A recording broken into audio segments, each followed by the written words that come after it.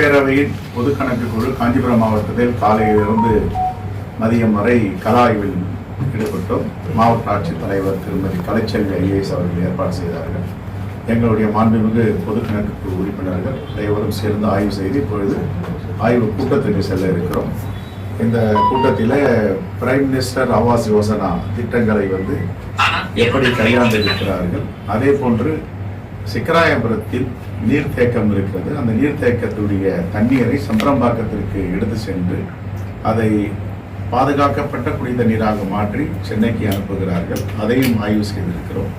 அதே போன்று படப்பையில் உள்ள நீண்ட நெடிய காலமாக இன்னும் பணி முடிக்காமல் இருப்பதை ஆய்வு செய்து ஏப்ரல் மாதம் இறுதியில் திறப்பு விழாவிற்கு ஏற்பாடு செய்வதாக அறிவித்திருக்கிறார்கள். அதை இன்னும் துரிதப்படுத்தி மார்ச்சுக்குள் செய்ய வேண்டும் என்று நாங்கள் கேட்டுக்கொண்டிருக்கிறோம். அதே போன்று ஹெவி வெஹிக்கிள்ஸ் டிராஃபிக் எல்லாம் டைவெர்ட் பண்ணி கொடுக்கணும்னு சொல்லியிருக்காங்க. அதுவும் இப்போ இந்த கூட்டத்தில் முடிவு பண்ண போகிறோம்.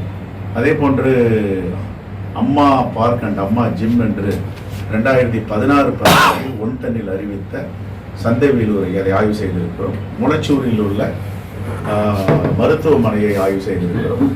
அதே போன்ற PMAY திட்டங்களை பிள்ளைப்பாக்கம் ஊராட்சியில் எப்படி அமல்படுத்துகிறார்கள் ஆய்வு செய்திருக்கிறோம்.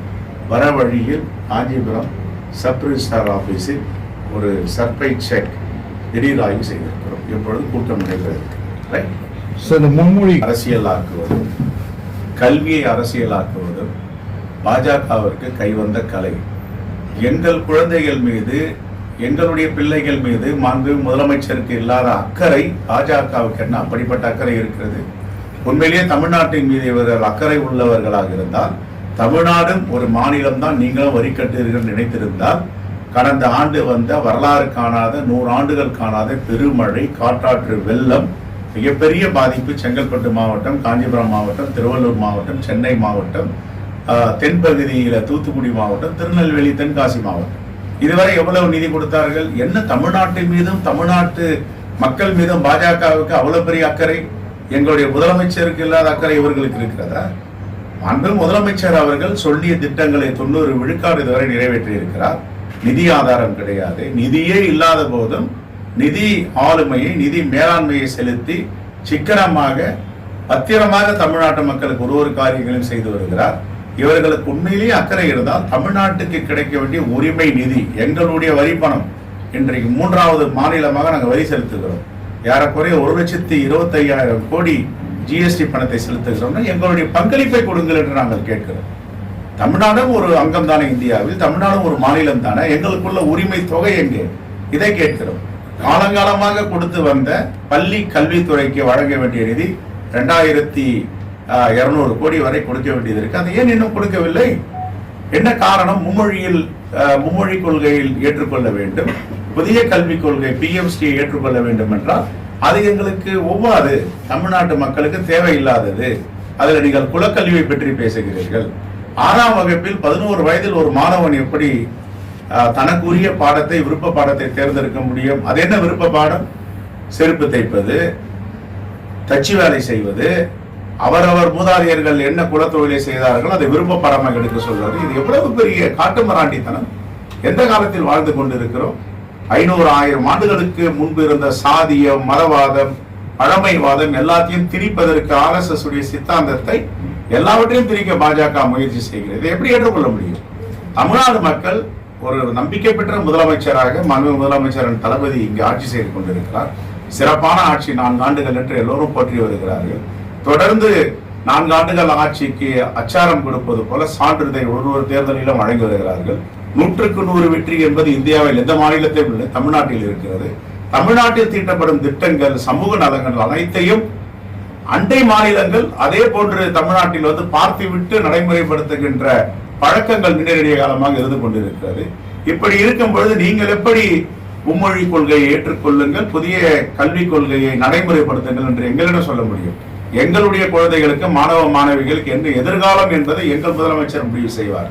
அது ஒன்றிய அரசு முடிவு செய்வதற்கு ஒருபோதும் பழமைவாதத்திற்கு நாங்கள் தள்ளிவிட மாட்டோம். தங்களுடைய அதில் நாங்களும் காங்கிரஸ் பேரியக்கமும் அன்பு முதலமைச்சரும் மிகவும் கருணையோடு இருக்கிறார். மாற்று கருத்து கிடையாது. தொழிலாளருடைய உரிமை கொடுக்க வேண்டும், தொழிலாளர்கள் உரிமையை பாதுகாக்க வேண்டும். அதே நேரத்தில் அங்கே தகாத முறையில் நடந்து கொள்ளவும் கூடாது. தொழிலாளர்கள் ஒரு கண் என்றால் உற்பத்தி ஒரு கண், அது முக்கியமான கண் தொழிலாளர்கள், மாற்றுக்கிறது கிடையாது. அதே நேரத்தில் எந்தவித அசம்பாவிதங்களும் நடக்காமல் பார்த்துக் கொள்ள வேண்டும்.